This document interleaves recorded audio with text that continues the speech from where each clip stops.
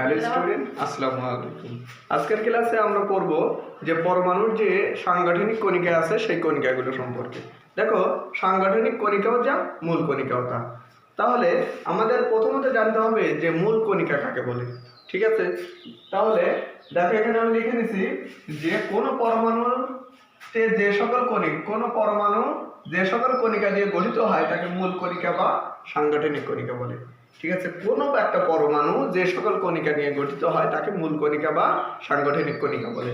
এখানে দেখো, তাহলে একটা পরমাণু কি কি কণিকা নিয়ে গঠিত হয়? ইলেকট্রন, প্রোটন এবং নিউট্রন। ঠিক আছে, তাহলে মূল কণিকা কয়টি? তিনটি, ইলেকট্রন, প্রোটন এবং নিউট্রন।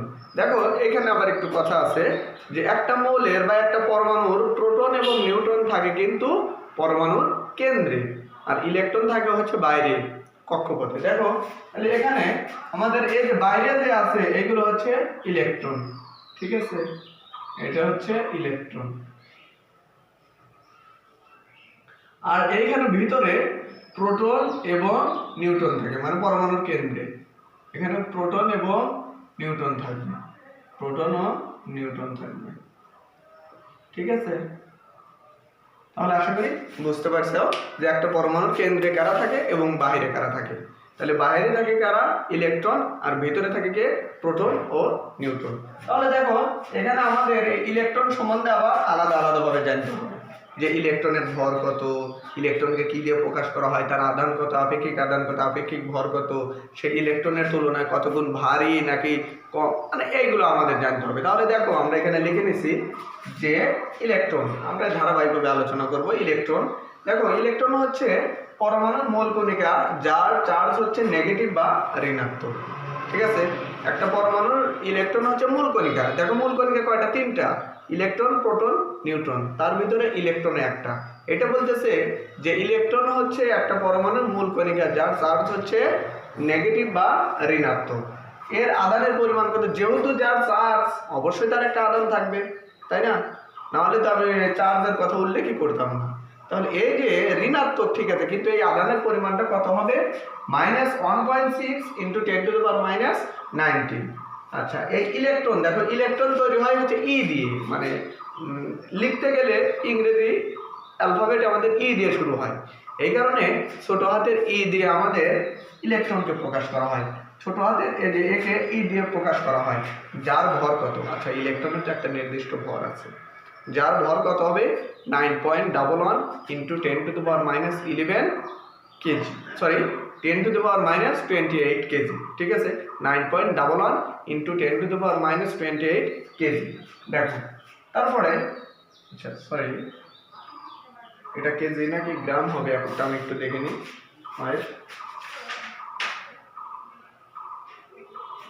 আমার একটু ভুল হয়েছে, এটা গ্রাম হবে। ঠিক আছে, আচ্ছা দেখো তাহলে ইলেকট্রনে তোমাদের যদি বলা হয় ইলেকট্রনের ভর কত, তাহলে বলবা কি 9.11 × 10⁻28 গ্রাম। কিন্তু যদি কেজি এককে দেয়, তাহলে গ্রাম থেকে কেজি এককে গেলে আমরা কি করি? 1000 দিয়ে ভাগ করতে হয়। দেখো 9.11 × 10⁻28 বাই 1000, বা এই 1000কে কি লেখা যায়? 10⁻23, তাই না? আচ্ছা, এটাকে যদি আমি উপরে উঠাই দেই 9.11 × 10⁻28 × 10⁻3, এটা প্লাস আছে, প্লাস 3 আছে, উপরে গেলে -3, তাহলে কি লেখা যায়? 9.11 × 10⁻31 কেজি। ঠিক আছে, যখন গ্রাম এককে বলবো তখন হচ্ছে 28, আর যখন কেজি এককে ইলেকট্রনের ভর বলবো তখন কি হয়ে যাবে? 10⁻31 কেজি। আচ্ছা ঠিক আছে, এটা তো গেল হচ্ছে আপেক্ষিক ভর, ভর। আর এখানে দেখো যে ইলেকট্রনের যে আমি প্রকৃত আধান বলছি, প্রকৃত আধান তো -1.6 × 10⁻19, কিন্তু ইলেকট্রনের আপেক্ষিক আধানও আছে। তাহলে ইলেকট্রনের আপেক্ষিক আধান কত? -1, এবং আপেক্ষিক ভর হচ্ছে 0। ইলেকট্রনের কোনো ভর থাকে না, যদিও ইলেকট্রনের প্রকৃত ভর আছে, কিন্তু ইলেকট্রনের কিন্তু আপেক্ষিক কোনো ভর নাই। একটা পরমাণুতে প্রোটন এবং নিউটনের ভরকেই কাউন্ট করা হয়, ইলেকট্রনের ভরকে কাউন্ট করা হয় না। এই কারণে ইলেকট্রনের আপেক্ষিক ভর হচ্ছে 0। ইলেকট্রনের ভর প্রোটন এবং নিউটনের ভরের তুলনায় 1840 গুণ শক্তিশালী। তোমার এটা জানতে হবে, 1840 গুণ কম। যে ইলেকট্রনের ভর প্রোটন এবং নিউটনের ভরের তুলনায় 1840 গুণ কম। জাস্ট এইটুকুই। দেখো এখানে বেশি কিছু তো লেখা হয় না। আচ্ছা, এগুলো তোমরা ভালো করে পড়বা এবং একদম মুখস্থ করবা। তাহলে আমরা পরবর্তী প্রোটনটা দেখি। দেখো পরবর্তীটা হচ্ছে আমাদের প্রোটন। আমরা কিন্তু ইলেকট্রন সম্বন্ধে আলোচনা করছি। তাহলে প্রোটনটা কি?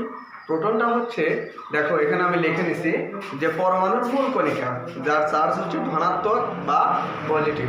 ঠিক আছে, দেখো পরমাণুর মূল কণিকা যার চার্জ পজিটিভ বা ধনাত্মক।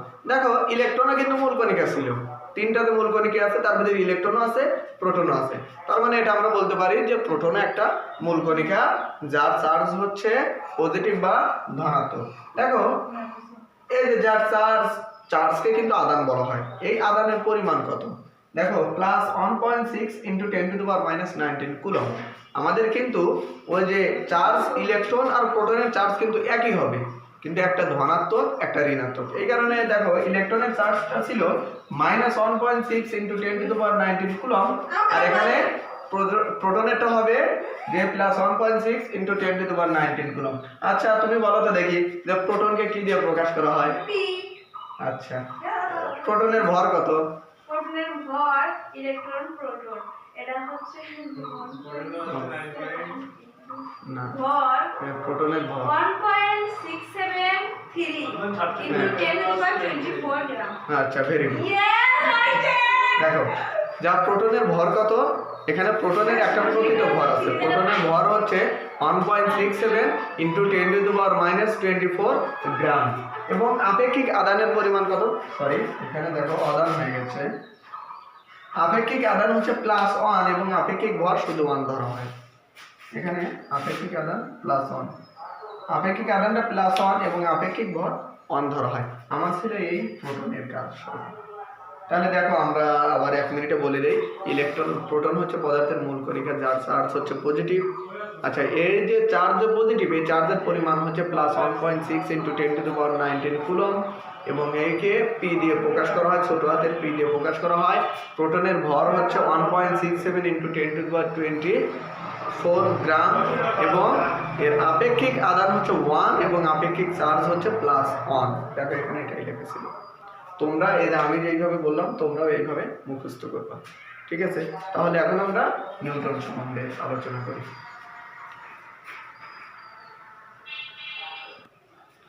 দেখো আমরা এখানে আরেকটা লিখে নিয়েছি যে নিউট্রন। আমরা কিন্তু প্রোটন এবং ইলেকট্রন এবং প্রোটন সম্বন্ধে আলোচনা করছি, আমাদের বাকি আর আছে একটা নিউট্রন, সেই নিউট্রন এখানে লিখে নিচ্ছি। দেখো নিউট্রন কি? পরমাণুর মূল কণিকা যার চার্জ নিরপেক্ষ বা শূন্য। তাহলে নিউটনের কোনো চার্জ নেই। ঠিক আছে, আচ্ছা পরমাণুর মূল কণিকা, নিউটনও কিন্তু পরমাণুর একটা মূল কণিকা, কিন্তু যার চার্জ নিরপেক্ষ বা শূন্য। দেখো একে এন দিয়ে প্রকাশ করা হয়, কারণ নিউটন গঠিত হয় লিখতে গেলে এন দরকার হয়, যাকে ছোট হাতের এন দিয়ে প্রকাশ করা হয়। এবং যার ভরের পরিমাণ, দেখো চার্জ নাই ঠিক আছে বা আদান নাই ঠিক আছে, কিন্তু ভর তো আছে। দেখো ভরটা কত? 1.675 × 10⁻24 গ্রাম, যা প্রোটনের তুলনায় সামান্য বেশি। প্রোটনে হচ্ছে 1.673 আর নিউটনে হচ্ছে 1.675, জাস্ট এইটুকু। আচ্ছা দেখো আপেক্ষিক আদান 0 ধরা হয়, যেহেতু এখানে তার প্রকৃত আদানই নেই, বলতেছে চার্জ নিরপেক্ষ, তাহলে আপেক্ষিক আদান কেমনে থাকে বলো? যার আপেক্ষিক আদান 0 এবং আপেক্ষিক ভর হচ্ছে 1।